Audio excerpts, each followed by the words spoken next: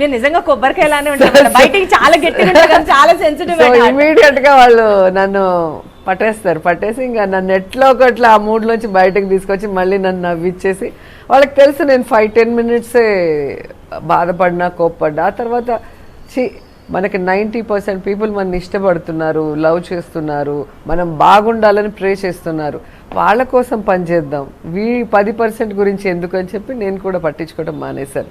ఎందుకంటే ఈరోజు ఇంత విషవలయంలో ఇంత జలసీతో ఉన్న మనుషుల మధ్య, క్రూర మృగాల మధ్య మనం సక్సెస్ఫుల్గా హ్యాపీ లైఫ్ లీడ్ చేయగలుగుతున్నాము అంటే బికాస్ ఆఫ్ బ్లెస్సింగ్సే. నేను భగవంతుడిని ప్రార్థించేది కూడా అదే. సో నాకు స్ట్రెంగ్త్ ఇవ్వండి, నాకు సక్సెస్ ఇవ్వండి, నాకు మంచి హెల్త్ ఇవ్వండి నా ఫ్యామిలీకి.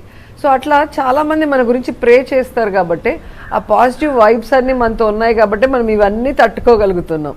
సో వాళ్ళందరికీ ఎప్పుడు నేను ప్రతిరోజు మార్నింగ్ దేవుడి గుడిలోకి వెళ్ళగానే నాకు ఎవరైతే ప్రే చేస్తున్నారో నా వెల్ విషర్స్ అందరూ బాగుండాలని నేను మనస్ఫూర్తిగా ప్రతిరోజు మార్నింగ్ కోరుకుంటాను. So sweet of you madam. ఇక్కడ జలసి, క్రూర ముగ్రాలు ఇన్ని మాటలు వచ్చాయి కాబట్టి ఒక పాయింట్ అడగాలి.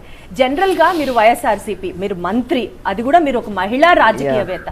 అయితే అపోజిషన్ పార్టీల నుంచి డెఫినెట్ గా మీకు అపోనెంట్స్ ఉంటారు, శత్రువులు ఉంటారు.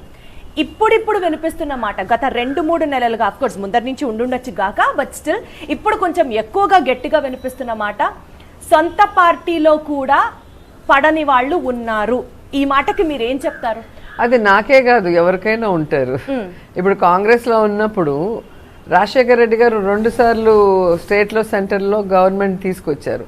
కానీ ఎప్పుడైతే రాజశేఖర రెడ్డి గారు చనిపోయారో ఆయన పేరుని ఎఫ్ఐఆర్లో పెట్టారు, ఆయన కుటుంబాన్ని రోడ్డు మీదకి తేవాలన్న ప్రయత్నం చేశారు, జగనన్న మీద ఫ్రాడ్ కేసెస్ పెట్టి జైల్లో పెట్టారు. సొంత పార్టీయే కదా. సో ఎప్పుడైనా ఒక స్ట్రాంగ్ లీడర్ని ఫేస్ చేయలేనప్పుడు వెయిట్ చేస్తారు టైం కోసం, ఎప్పుడు దొరుకుతారా అని చూస్తారు. అది సొంత పార్టీయా బయట పార్టీ అని ఉండదు. అదే జలసీ అని చెప్పాను.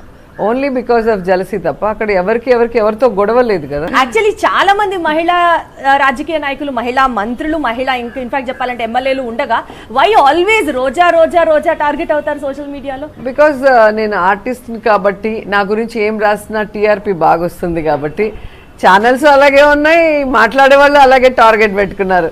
ఓవర్ నైట్ ఫేమస్ అవ్వాలి అంటే రోజాని మాట్లాడితే అన్ని ఛానల్స్లో వస్తుందని మీరు చూస్తుంటారు కదా. ఇప్పుడు చిన్న స్క్రాప్ అంతా కూడా ఏ విధంగా ఫేమస్ అయ్యారు నన్ను తిట్టి. సో వాళ్ళకి అర్థమైపోయింది ఇది ఈజీ వే, షార్ట్ కట్ మనం ఫేమస్ అవటానికి పాలిటిక్స్లో అని. సో ఎప్పుడు కూడా అంటారు కదా, మనకి ఫేమ్, నేమ్, మనీ అన్నీ వస్తాయి అంటే ఎంత మంచి వస్తుందో అంత చెడ్డ కూడా మనం తీసుకోవాలి. మంచి మాత్రమే నాకు కావాలి, చెడ్డ వద్దంటే అయిపోయింది, స్ట్రాంగ్ అయిపోయింది. సో ఎవరికైనా అంతే, ఒకటి కావాలి అంటే ఒకటి వదులుకోవాలి. సో మనం ఇంత నేమ్, ఇంత ఫేమ్ వచ్చింది కాబట్టి ఖచ్చితంగా దాని కింద రాళ్ళ దెబ్బలు అనేది ఉంటాయి. వాటిని ఎవరు ఎంత స్ట్రాంగ్గా రిసీవ్ చేసుకోగలరో దాన్ని బట్టి మన స్టేబుల్గా మనం ఉండటం బట్టి ఉంటుంది. దాన్ని ఎలా రివర్స్లో కొడతామో దాన్ని బట్టి ఫైర్ బ్రాండ్ అంటారు, అంతేగాని ఇంకేం. యాక్చువల్గా ఒక 5-6 years బ్యాక్ అప్పటి స్పీకర్ దివంగత కొడల ఆ టైంలో మిమ్మల్ని 1 year పాటు బహిష్కరించినప్పుడు తిరిగి మళ్ళీ సీన్ కట్ చేస్తే వైఎస్ఆర్సీపీ గెలవడం, ఒక 2 years స్పాన్ లో మీరు మంత్రి అవ్వడం, మళ్ళీ ఎలక్షన్స్కి వెళ్ళడం చూస్తుంటే ఇదంతా ఒక టిట్ ఫర్ టాట్ లాగా అనిపిస్తుందా? ఆర్ ఐరన్ లెగ్ అన్నటువంటి వ్యక్తిని ఈ రోజు ఆవిడ శపిస్తే రాష్ట్ర రాజకీయాలలో కనీసం కనపడకుండా పోతారు అనే స్థాయిలో ఉన్నారని అనుకుంటున్నాను. 100% అండి. నేనే కాదు, ఏ మహిళ అయినా కూడా తప్పు చేయకుండా ఆ అమ్మాయిని హ్యూమిలేట్ చేసి టార్చర్ పెడితే ఆ అమ్మాయిని కంటి నుంచి వచ్చే ఆ కన్నీటికి ప్రకృతి స్పందిస్తుంది. అది నా విషయమే కాదు, ఏ అమ్మాయి అయినా కూడా ఎవరైతే విమెన్ని టార్చర్ పెట్టి టార్గెట్ చేసి ఇబ్బంది పెడతారో ఆ కర్మ వాళ్ళు అనుభవించాల్సి వస్తుంది. అలా చంద్రబాబు నాయుడు ఎంతమంది జీవితాలతో ఆడుకుని ఉంటాడు, అలా పవన్ కళ్యాణ్ ఎంతమంది జీవితాలతో ఆడుకుని ఉంటారు, అలా ఎవరెవరు ఆడుకున్నారో వాళ్ళందరి జీవితాలు ఇప్పుడు పనిష్మెంట్ చూస్తున్నారు, వాళ్ళు కళ్ళారా చూస్తున్నారు. నేమ్ ఉన్నా, ఫేమ్ ఉన్నా వాళ్ళు హ్యాపీగా ఉండలేకపోతున్నారు, ఫ్రస్ట్రేషన్తో ఉన్నారు. వాళ్ళు ఏం అనుకున్నది సాధించలేకపోతున్నారు. ఎందుకంటే వాళ్ళకి మంచి మనసు లేదు, ఎవరికి మంచి చేయాలన్న ఆలోచన లేదు. కేవలం మనుషుల్ని టార్గెట్ చేసి వాళ్ళని లేకుండా చేయటం, పైకి పంపించడం, లేదంటే డిప్రెషన్లోకి పంపించి వాళ్ళని ఇంటికి పంపించడం. ఈ కార్యక్రమాలు మీరు గతంలో 95 నుంచి చూస్తే చంద్రబాబు నాయుడు లైఫ్లో స్పష్టంగా కనిపిస్తాయి. సో అన్నిటికీ కలిపి ఈరోజు పనిష్మెంట్ అనుభవిస్తున్నారు.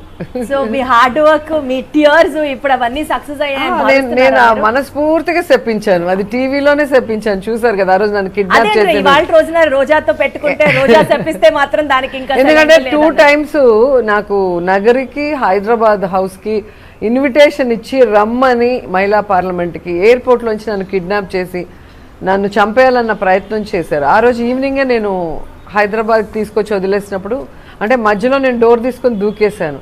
సో అందరికీ తెలిసిపోయింది ఈ అమ్మాయి ఉంది పోలీసులతోనే అని. లేకపోతే ఏం చెప్పింటారు, మేము హోటల్లో వదిలాం, మీటింగ్లో వదిలామని చెప్పి వాళ్ళు నన్ను ఏమైనా చేసున్నా ఎవరు ఏమి దాన్ని అది ఎవరికి తెలియదు. సో నేను ధైర్యం చేసి ఆ రోజు దూకేశాను కాబట్టి వాళ్ళు భయపడి నన్ను తీసుకొచ్చి హైదరాబాద్లో వదిలారు. ఆ రోజు నైట్ నేను ప్రెస్ మీట్ పెట్టాను. సో వైఎస్ఆర్ గారిని నేను మాట్లాడిన యాజ్ ఏ విమెన్ పొలిటీషియన్, ఒక పార్టీ కమిట్మెంట్ ఉన్న అమ్మాయిగా మాట్లాడిందే తప్ప పర్సనల్గా నన్ను మాట్లాడలేదనేసి నన్ను కలిసిన రోజు వైఎస్ఆర్ గారు నన్ను మాట్లాడి అప్రిషియేట్ చేశాడు. పార్టీ కమిట్మెంట్ ఉన్న లేడీగా నాకు నీ మీద చాలా గౌరవం, ఒక ఆడపిల్ల అయ్యుండి నువ్వు ఎంత ధైర్యంగా మాట్లాడతావు, నాకు అది నచ్చిందని చెప్పారు. కానీ వేరస్ 10 years నేను చంద్రబాబు నాయుడు గురించి పనిచేసినప్పుడు ఒక సిస్టర్గా పనిచేసిన విషయం ఆయనకు కూడా తెలుసు. అంత రాఖీ కట్టి ఆయన బాగుండాలి, ఆయన మీద ఈగ పడకుండా మనం అలా పని చేస్తే ఏ రోజు కూడా వాళ్ళ కొడుకు వాళ్ళ వైఫ్ ఎవ్వరూ ప్రచారానికి వచ్చింది లేదు. కంబైన్డ్ స్టేట్ లో ప్రతి మారుమూల ప్రాంతం భద్రాచలం వరకు వెళ్ళున్నాను నేను. ఆ టైంలో నక్సలైట్ ప్రాబ్లం ఎంత ఉందో మీకు అందరికీ తెలుసు. ఆ టైంలో ఎవరు రానంటే కూడా నేను పోయాను అన్ని కాన్స్టిట్యున్సీలకి. ఇది నేను చెప్పుకోవడం కాదు, మీరు పేపర్స్ టీవీ చూస్తే అప్పుడు ప్రచారం జరిగిన టైంలో ఎక్కడున్నాను, ఏ మీటింగ్లో ఉన్నా, ఎంతసేపు ఉన్నాను అనేది ఉంటుంది. అంత వర్క్ చేసిన నన్ను ఐరన్ లెగ్ అని ముద్రేసింది చంద్రబాబు నాయుడే. నేను ఎమ్మెల్యే కాకుండా నాకు అడ్డుపడింది 2 సార్లు, నన్ను నాశనం చేసింది ఆయనే పొలిటికల్గా. తర్వాత నేను రాజశేఖర రెడ్డి గారి దగ్గర చేరిన తర్వాత ఆయన మరణాన్ని నాకు అంటగట్టి ఐరన్ లెగ్ చేయాలనుకుంటే అది కూడా నేను ఓవర్కమ్ అయ్యాను బికాస్ ఆఫ్ విజయమ్మ జగనన్న ఆశీర్వాదంతో. ఎమ్మెల్యే అయిన తర్వాత అపోజిషన్లో నేను ఉండి కాల్మనీ సెక్స్ రాకెట్ మీద నేను ఫైట్ చేస్తుంటే నా నోరు నొక్కేయటానికి 1 year సస్పెండ్ చేశారు. అసలు రూలే లేదు 1 year సస్పెండ్ చేయడానికి. కోర్టు మళ్ళీ తీసుకోమన్నా కూడా తీసుకోకుండా కోర్టునే ధిక్కరించిన వ్యక్తి ఆయన. ఈరోజు మినిస్టర్ అయిన తర్వాత నా క్యారెక్టర్ మీద బండారు సత్యనారాయణతో మాట్లాడించారు. అంటే ఎంత విషం చిమ్ముతున్నారో మీరు చూడండి. ఇది నా ఒక్క విషయంలోనే కాదు, రాజశేఖర రెడ్డి గారి విషయంలో దోపిడీదారుడు అని తన పచ్చ ఛానల్తో ఎలా బురద జల్లి నిందలు వేశాడో మనం చూసాం. అలాగే అంతకుముందు వంగవీటి రంగా గారిని రౌడీ అని ఆయన మీద నిందలేసి దుమ్మెత్తిపోసి ఆయన చావుకు కారణమయ్యాడు. మళ్ళీ ఎన్టీఆర్ గారిని శ్రీలోలుడు అని ఆడవాళ్ళ ఇది ఉన్నట్టుగా ఆయన్ని ఒక దీంట్లో తీసుకెళ్ళి ఆయన పార్టీ లాక్కొని ఆయన పదవి లాక్కొని ఆయన కూడా మానసికంగా చంపేశాడు. అంటే ఈయన ఒకరిని లేకుండా చెయ్యాలి అంటే స్టెప్ బై స్టెప్ వాళ్ళని ఏ విధంగా రూయిన్ చేస్తాడనేది చరిత్ర చెప్తుంది. సో దానికి అంతం అయిపోయింది. ఆయన ఆడే చరిత్రకి ఎవరికైనా కొన్ని రోజులే టైం అంటారు కదా. తప్పు చేస్తే ఖచ్చితంగా ఈ జన్మలోనే శిక్ష అనుభవించాలి. సో ఎంతమందికి చేసిన ఆ తప్పులన్నీ కూడా ఈరోజు ఆయన అనుభవించాల్సి వస్తుంది చంద్రబాబు నాయుడు.